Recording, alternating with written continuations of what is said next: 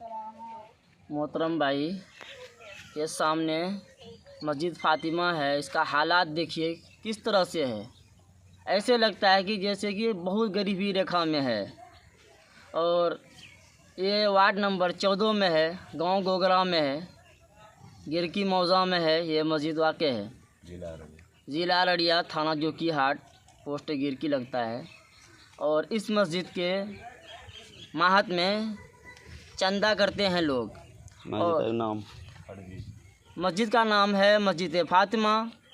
और इसका फ़र्ज़ी कागजात बना करके, रसीद बना करके, तस्दीकनामा बना करके लोग धोखे से चंदा करते हैं। और चंदा करते भी हैं धोखे से, लेकिन मस्जिद में 1 रुपया नहीं देते हैं। ठीक है। बाकी ये लोग बहुत हम लोगों को परेशान करता है।